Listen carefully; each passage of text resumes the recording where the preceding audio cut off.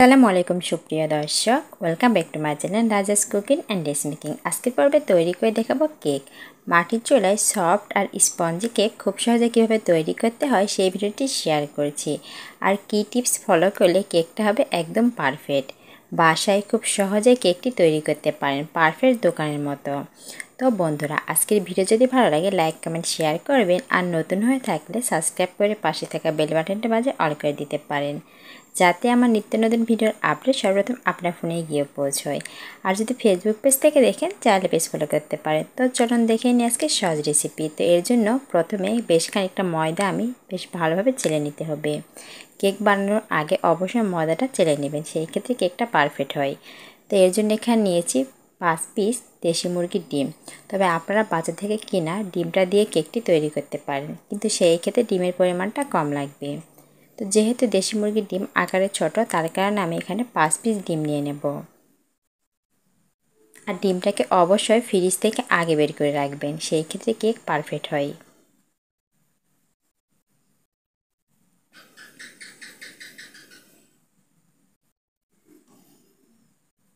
আর সেই সাথে দিয়ে দেব হাফ কাপ চিনি। মিষ্টি যেমন খেতে পছন্দ করেন ঠিক সেই অনুযায়ী চিনিটা নিয়ে নিতে হবে। তো এখন বেশ ভালোভাবে হ্যান্ড উইক্সের সাহায্যে মিশিয়ে নিতে হবে। তবে আপনাদের হাতের কাছে যদি বিটার থাকে সেই ক্ষেত্রে বিটারতে বিট করে নিতে পারেন। তো খুব ভালোভাবে চিনিটাকে গলে নেব। আর সেই সাথে দিয়ে দেব 1 টিস্পুন ভ্যানিলা এসেন্স। বাসায় খুব সহজে কীভাবে এসেন্সটি তৈরি করবেন তার ভিডিওটি অলরেডি আমার চ্যানেলে দেওয়া আছে, চাইলে দেখে নিতে পারেন। তো আবারও ভালোভাবে সমস্ত উপকরণ মিশিয়ে নিতে হবে। তো বেশ কিছুক্ষণ ফেটিয়ে নিয়েছি, আর কতটা কালার চেঞ্জ হয়েছে আশা করি আপনারা লক্ষ্য করলে বুঝতে পারবেন। এ পর্যায়ে এর মধ্যে দিয়ে দিলাম 1 চিমটি লবণ। মিষ্টি খাবারে লবণের পরিমাণটা দিলে সেই ক্ষেত্রে টেস্টটা ভালো আসে। তবে যারা পছন্দ করে না তারা চাইলে স্কিপ করতে পারেন। আর দিয়ে দেব হাফ কাপ ময়দা।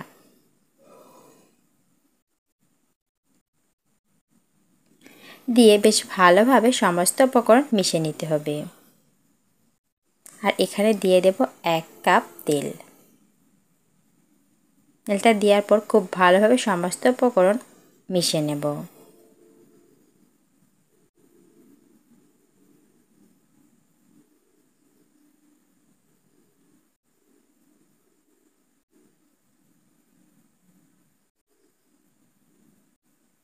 আর সেই সাথে দিয়ে দেব বেশ খানিকটা বেকিং পাউডার। এটা দেওয়ার কারণে কেকটা ফুলবে। আমি 1 টিস্পুন বেকিং পাউডার ইউজ করেছি। আর সেই সাথে 10 টাকার একটা গুঁড়ো দুধের প্যাকেট দিয়ে দিলাম। গুঁড়ো দুধটা দেওয়ার কারণে কিন্তু কেকের রঙটা সুন্দর আসে। তো বেশ ভালোভাবে সমস্ত উপকরণ মিশিয়ে নেব।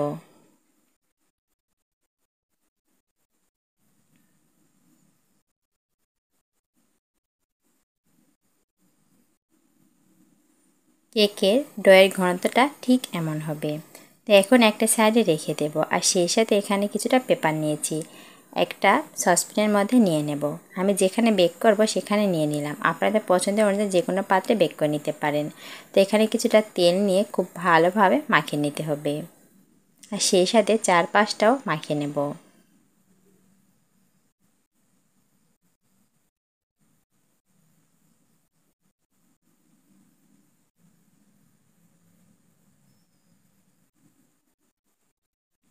এখন এর মধ্যে কেকের ব্যাটারটা দিয়ে দেব।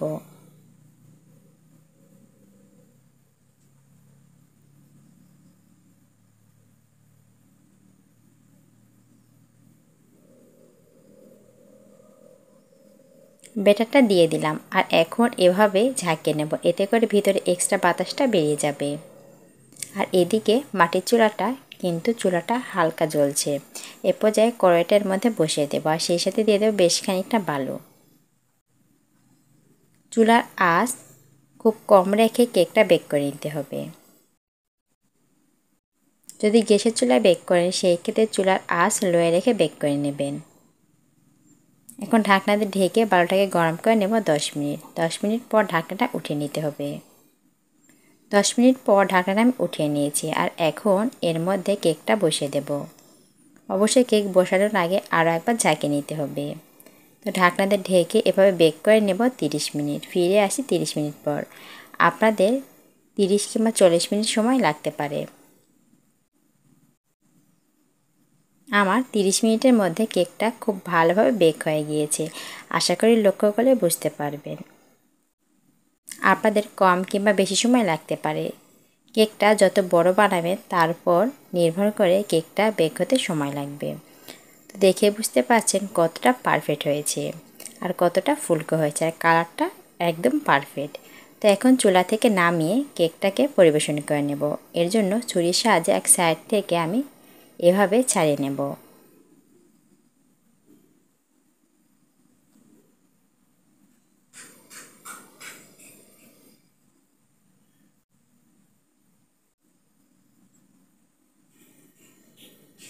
বাস এখন একটা বাটিতে নিয়ে নিলাম। এখন অপর পাশে এক্সট্রা কাগজটা আমি উঠিয়ে নেব।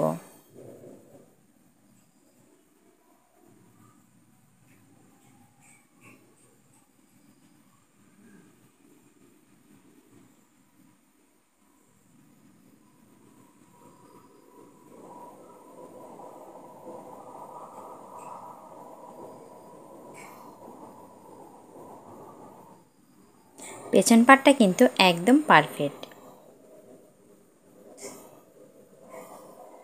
আমার কাছে কেকটা এরম হালকা পোড়া পোড়া খেতে বেশি ভালো লাগে।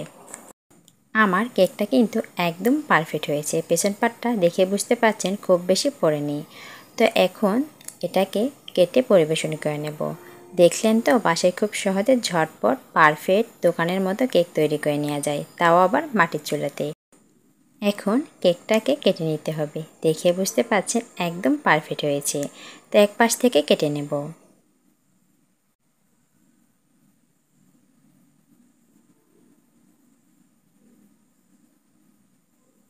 ভেতরটা কিন্তু একদম পারফেক্ট, সফট আর স্পঞ্জি হয়েছে। তো ভিউয়ার্স, আজকের সহজ রেসিপি যদি আপনাদের কাছে ভালো লেগে যায়, লাইক কমেন্ট শেয়ার করবেন, আর সেই সাথে নতুন হয়ে থাকলে সাবস্ক্রাইব করে পাশে থেকে বেল বাটনটা মাঝে অল করে দিতে পারেন, যাতে আমার নিত্য নতুন ভিডিওর আপডেট সর্বপ্রথম আপনার ফোনে গিয়ে পৌঁছয়। যদি ফেসবুক পেজ থেকে দেখেন তাহলে পেজ ফলো করতে পারেন, আর সেই সাথে আমার সাথেই থাকতে পারেন। বাসায় সেমভাবে তৈরি করার পর জানাতে পারেন আজকের রেসিপিটা আপনাদের কাছে কেমন লেগেছে। বাসায় খুব সহজে আর ঝটপট তৈরি করতে পারেন। দেখা হবে নেক্সট এপিসোডে নতুন আর সহজ করে রেসিপি নিয়ে। সেই পর্যন্ত সকলে ভালো থাকবেন, সুস্থ থাকবেন। এখন কেটে পরিবেশন করে নিলাম। আজকের মতো বিদায় নিলাম। আসসালামু আলাইকুম, আল্লাহ হাফিজ।